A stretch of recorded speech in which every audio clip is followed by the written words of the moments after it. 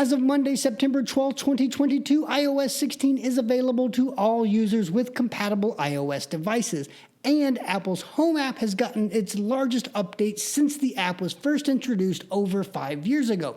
So we should probably take a look at it. But let's do so with our eyes closed. I know, I'll explain. Let's get into it.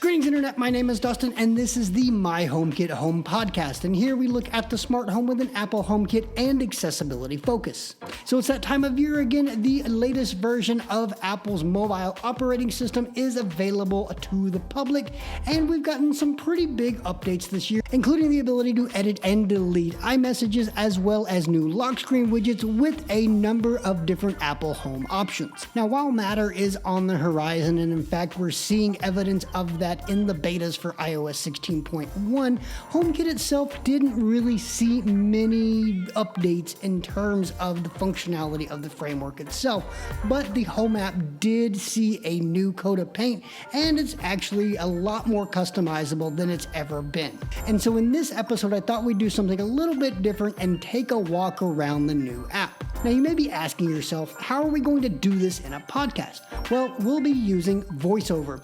If you're not familiar, VoiceOver is an accessibility tool used by blind and low vision users that essentially reads all of the visual elements on the screen. And as a blind user myself, well, this is actually how I interact with HomeKit on a daily basis. Now, I do realize that this episode might not be everyone's cup of tea, but I do encourage you to stick around because you might learn a thing or two about the HomeKit framework, since VoiceOver does use a slightly different approach to navigation and the framework and hierarchy itself. So let's turn on VoiceOver on, and get started.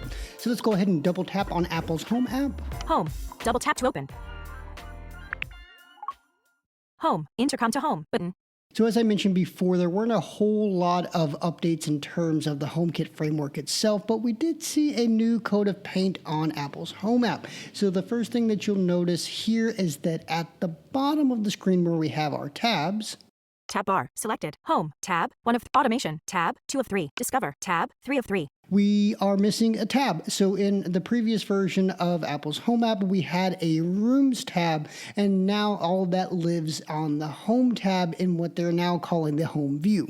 So we'll go back up to the top of the screen and we'll begin from the top left, and our first option is to Intercom to home button. And this will allow us to intercom to all of the home pods in our home. By swiping right, our next option is Add button. We can add accessory. Add accessory button. Add scene button. Add automation button. Add room button. Add people button. Add new home button.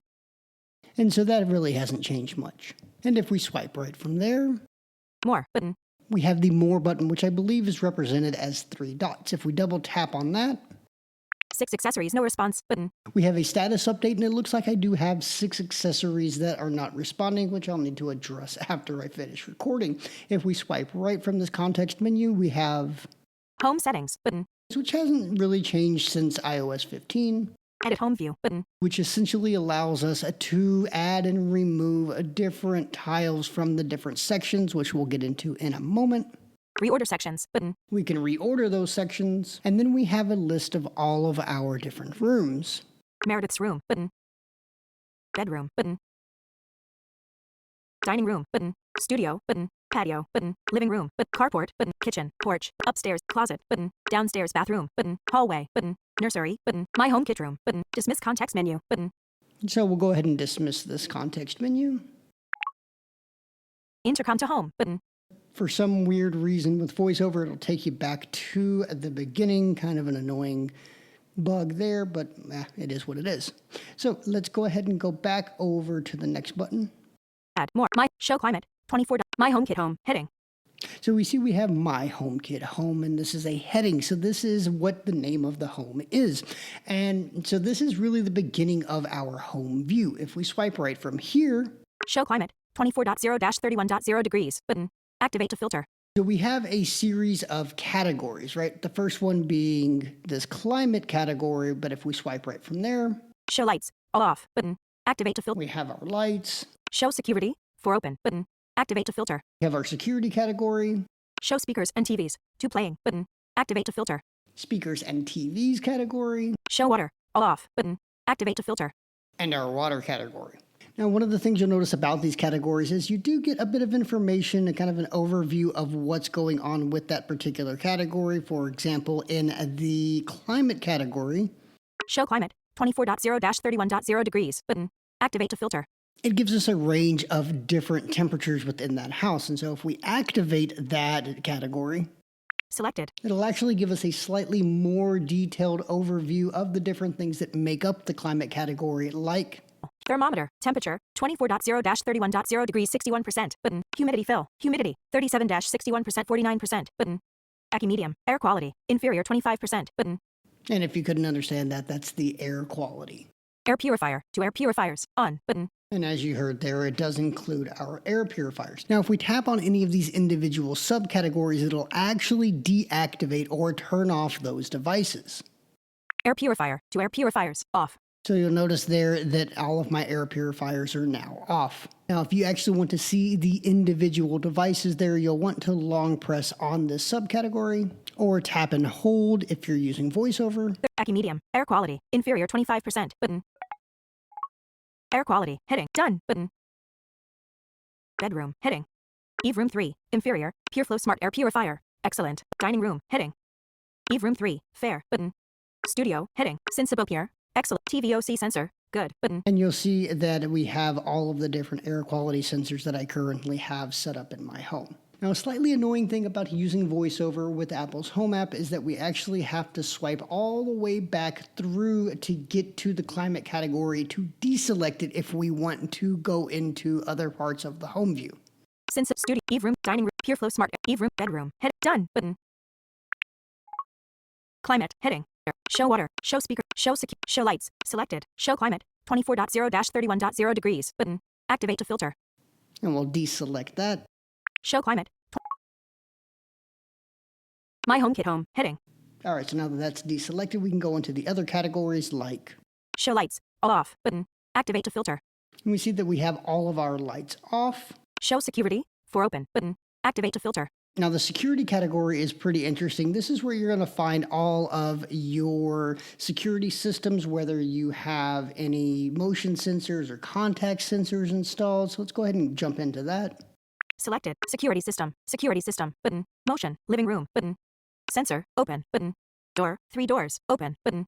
And by double tapping on the security system, we can see that we do have a number of doors that are open, and we have some motion that's been detected in the living room. And that's essentially how the category section of the new home view works. All right, so we'll go ahead and deselect our security system category Selected. Show security. For open button.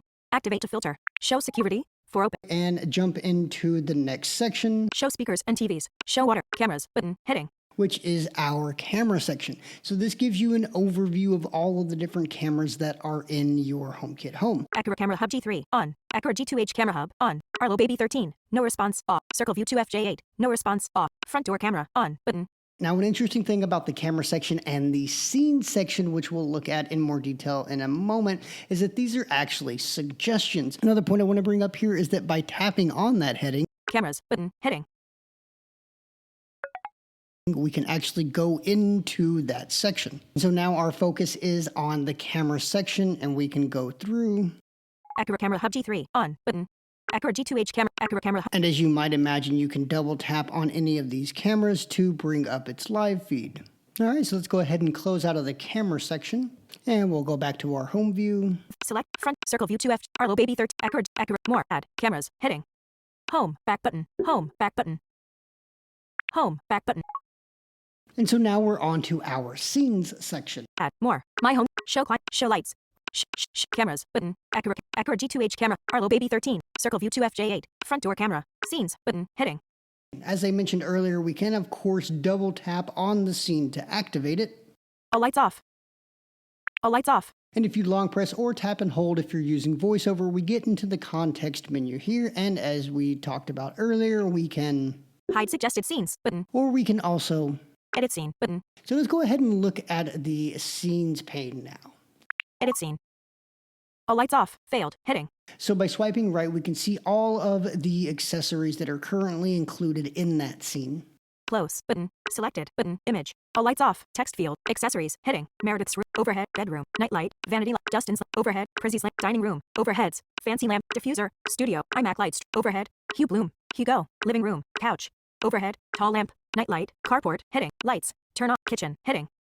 Overhead. Porch. Heading. Overhead. Upstairs. Overheads. Closet. Overhead. Downstairs. Overhead. Hallway. Overheads. Nursery. Arlo baby. And then at the bottom of our accessory list, we have a few different options. Of course, we can Test the scene. Button. Add or remove accessories. Button. But something new here is that we have the option to Add to home view. On. Double tap to toggle setting. and then of course we have the option to Delete scene. Button. and if we swipe right from there, we actually see that we have a settings button. Settings. Button. However, this is one of a few different bugs that I've noticed with VoiceOver in Apple's Home app. By tapping on it, we actually don't get into the settings of the scene, but rather we get into the settings of the first device in the list.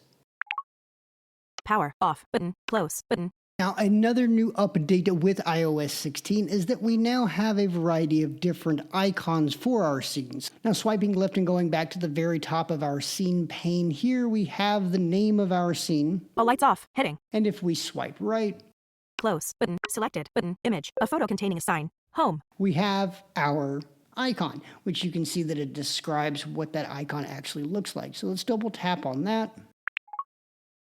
Cancel. Button. Choose icon. Heading. So let's go ahead and swipe right and see what we have here. Done. Button. Red. Button. When selected. Activate to edit the color. Selected. Orange. Button. Yellow. Button. When selected. Green. Button. Cyan. Button.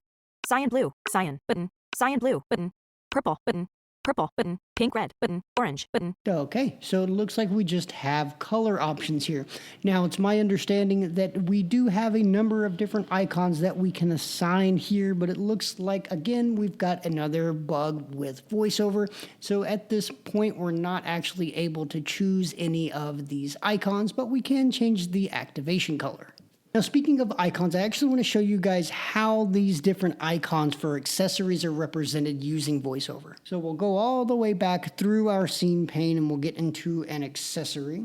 Meredith's room overhead. Text field. Selected. Ceiling light. Button. Image. An illustration of a bell on a blue background. And as you just heard there, VoiceOver does tell us that this is a ceiling light, that it is a button, and it gives us a pretty inaccurate description of what that image actually is, telling us that it's an illustration of a bell on a blue background. So let's go ahead and jump into this icon and see what we have. Cancel. Button. Choose icon. Heading. Done. Button. And so if we swipe right here, we get into the different icon options. Button. Light bulb. Recessed light. Button. Button. Light bulb. Floor lamp. Button. Table light. Button. Button. Light bulb. Button. Selected. Ceiling light. Button. Desk lamp. Button. Light panel. Button. Cylindrical light. Button. Chandelier. Button. Button. Light strip. Button. Button. Light bulb.